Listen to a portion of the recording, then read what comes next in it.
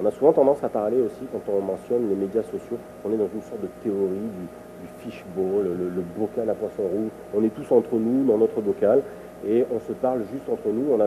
Est-ce qu'on sort vraiment?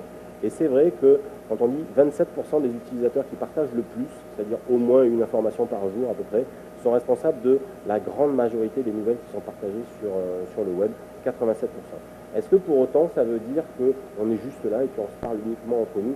Non, parce que ça se passe, oui, c'est ce qui est mesuré sur les réseaux sociaux, mais ensuite on en parle entre nous. On en parle autour de notre dinde à Noël, on en parle dans notre groupe d'amis, on en parle à la machine à café au bureau le matin.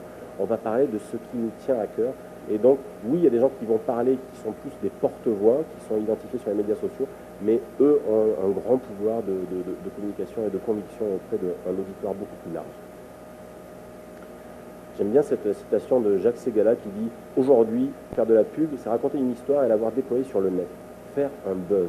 Alors oui, on peut bien évidemment être sur le web, mais autant l'intérêt des médias sociaux, c'est aussi d'aller offline, autant on peut aussi commencer des activités offline pour ensuite les faire rayonner sur le web. Un petit exemple, Médecins sans frontières, au centre-ville, à Toronto, mais une sorte d'affiche, un petit peu teaser, on voit pas trop ce qu'il y a écrit dessus d'ailleurs, mais avec une grosse caisse au-dessus d'un abri de bus, avec destination, point d'interrogation. Qu'est-ce que c'est que ça? On se pose la question, on en parle, on se demande vraiment à quoi ça peut ressembler. Une semaine plus tard, il y a écrit Haïti sur la caisse, donc on commence à se dire, ah bon, est-ce qu'il n'y aurait pas de l'humanitaire là-dessous? Et la semaine suivante, à ce moment-là, il y a l'adresse internet qui apparaît, et l'affiche sur le panneau l'abribus a été changée. Et en fait, ça nous renvoie sur cette adresse-là qui nous permet en fait d'acheter des biens de première nécessité qui vont être directement envoyés. Ça peut être des couvertures, ça peut être ce genre de choses qu'on envoie en situation d'urgence. Donc là, finalement, on a vraiment l'activité un petit peu inverse, où ça s'est passé d'abord dans la rue, et ensuite c'est allé sur Internet, y compris à l'étranger. Ça, c'est l'exemple d'un tweet qui a vu, la manifestation, qui a vu ce qui s'était passé, l'opération, pardon, et qui l'a diffusé dans son propre réseau. Alors là, on va voir si j'arrive à faire quelque chose. Il y a tout ce qui est aussi pour faire un buzz, la réalité augmentée. Je ne sais pas si vous êtes familier avec ça. Je voudrais vous montrer un petit extrait d'un film. Ça se passe en Russie. The Siberian tiger is being exterminated by poachers. To raise people's attention to this, remains their life trace.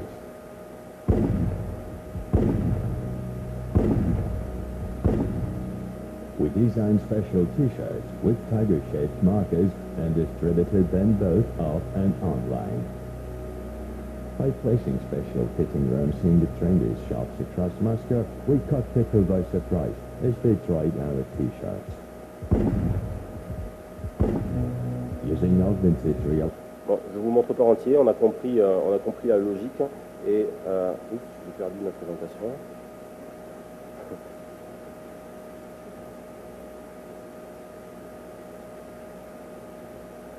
On a compris la logique c'était de surprendre les gens. Oui, on a un côté shockvertising ici. Bon, désolé, je vais la retrouver.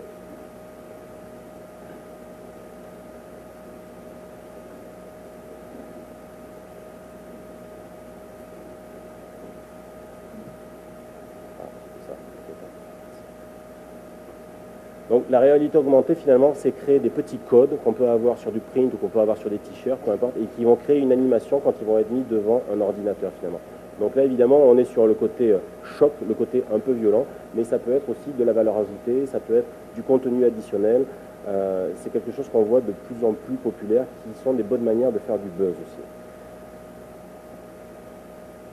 Une autre manière de faire du buzz, c'est ce qu'a réussi à faire Greenpeace. Je suis un peu bousculé par le temps. Je ne sais pas si vous avez vu ce spot-là. C'était toute la campagne contre KitKat. Et en fait, c'est une sorte de fausse publicité KitKat. On voit quelqu'un qui ouvre sa barre de chocolat et qui, au lieu de manger un morceau de chocolat, mange un doigt d'orang-outan avec le sang qui coule sur l'ordinateur. C'est vraiment dégueulasse. Alors je vous l'épargne. Mais ce que je voudrais retenir de tout ça, c'est que souvent on me dit, oui, c'est quoi ma stratégie des médias sociaux? Les médias sociaux, souvent, c'est des tactiques qui vont venir en appui d'une stratégie plus globale. Et là, on constate que Greenpeace a été très pertinent avec ce site internet et ce petit vidéo. J'attire votre attention aussi sur les petits logos pour le partager sur la droite. Et ce qui s'est passé, c'est que Nestlé je ne sais pas trop pourquoi, avait une page Facebook. Est-ce que c'est vraiment pertinent quand on est une holding d'avoir une page Facebook? Je ne suis pas sûr. Moi, je dirais que ça aurait peut-être été l'erreur numéro 1 de Nestlé. Et ce qui s'est passé, c'est que pour la première fois, des gens qui étaient sensibles à la cause environnementale et qui ont entendu le spot de Greenpeace sont venus sur la page de Nestlé et ne sont pas devenus des fans, mais sont devenus des anti-fans finalement. Et ils sont venus pour râler et pour exprimer leur mécontentement envers la marque en disant « Oui, c'est une honte, vous utilisez l'huile de palme et ça nous oblige à faire des déforestations massives, ce qui est l'habitat naturel des orang-outans, c'est un scandale, vous ne devriez pas faire ça. » Bon. Et Greenpeace a donné aussi l'opportunité de créer des petits logos avec au lieu de KitKat, c'était Killer. Donc les gens ont changé leur avatar pour exprimer encore une fois leur mécontentement. Jusque-là, ça arrive, mais Nestlé a fait une deuxième erreur cette fois-ci, c'est qu'ils ont dit, s'il vous plaît, on vous demanderait de ne pas venir polluer notre page avec vos avatars Killer. Si vous continuez, on va les effacer. Donc ça, c'est quelque chose qui ne se fait absolument pas en gestion de communauté. Règle numéro 1, ne pas froisser sa communauté. Erreur numéro 3, le mouvement a continué. Sur Nestlé, ils se sont retrouvés avec quelque chose comme 100 000 fans, ce que beaucoup d'entre nous aimerions avoir. Et puis là, ils ont dit, troisième erreur, bon ok d'accord, on vous a entendu, on va retirer l'huile de palme en 2015. Donc là, scandale, comment ça en 2015? Dans 3 ans, quand tout le monde aura tout oublié, ça va pas, nous on veut ça maintenant tout de suite. Ceci dit, aujourd'hui, ils sont revenus en arrière, KitKat, donc l'opération Greenpeace a fonctionné, et ils se retrouvent quand même, bottom line, avec une communauté de plus de 100 000 membres, à qui finalement ils ont donné une sorte de politique éditoriale. On va parler d'écologie, d'environnement, de développement durable, et donc finalement, ça marche. Les médias sociaux, c'est aussi quelque chose qu'on a tendance à utiliser pour faire de la levée de fonds. Et si c'est bien fait, ça peut bien fonctionner. Et ça a tendance à, pas supplanter, mais à venir compétitionner ce qu'on a tendance à faire avec le direct marketing. Je donne un exemple de site qui est efficace, qui est bien réussi. J'attire votre attention sur la partie en rose qui se détache assez bien sur la droite, sur magasiner ou don. Donc là, quasiment ça clignote, c'est très bien fait. Et il y a aussi l'abonnement au bulletin électronique.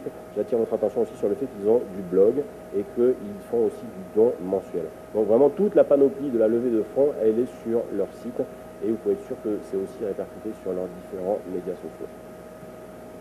Souvent, les ONG, les OSBL, on est critiqué et puis on nous dit « Oui, vous n'êtes pas assez proactif, vous n'êtes pas assez là parce que sûrement vous manquez de moyens ». Sauf qu'il y a une étude américaine qui montre que depuis 3 ans, les médias sociaux, les OSBL pardon, sont plus en avance que les entreprises pour leur adoption des médias sociaux. Juste un petit sondage pour curiosité personnelle. Vous êtes tous des gestionnaires d'OSBL. Qui d'entre vous animait une page Facebook pour votre organisation? Levez la main. Ah, pas tout le monde, mais une bonne moitié, mettons. Qui est sur Twitter? Il y en a beaucoup moins, on se retrouve à 15% à peu près. Petite question piège, juste pour rigoler, sur Foursquare. Bravo. Bon, Foursquare, j'y reviendrai peut-être plus loin, mais on n'est pas encore là, et puis on n'est pas encore sûr exactement de ce qui va se passer avec ça. Ce que je voudrais surtout qu'on retienne, c'est que les médias sociaux aujourd'hui, ce sont des simples outils au service de votre stratégie. Vous devez avoir une stratégie beaucoup plus globale et pas vous dire « Ah, il y a un nouvel outil, il y a Twitter, je vais aller sur Twitter, il y a Facebook, tout le monde en parle, il faut absolument que je sois sur Facebook, je vais appeler mon directeur des coms et dire comment ça on n'est pas sur Facebook ». Si on n'a pas des objectifs plus généraux, si ça ne s'inscrit pas dans une stratégie plus globale, ça ne sert à rien d'y aller pour y aller, il faut vraiment savoir comment on va faire. Ce que je dis souvent, c'est qu'on ne bâtit pas sa maison avec juste un marteau, on a un outil, ça va servir, mais d'abord, ça nous prend un plan détaillé. Et pour illustrer les plans détaillés, je vais appeler plusieurs témoignages. J'ai Charmian Harvey qui va nous parler des blogs de Passeport Santé. Ensuite, on a Marisa Curcio avec Oxfam. On a Madame Vinette pour la Fondation du Grand Montréal. Et on a l'exemple de Emma Québec.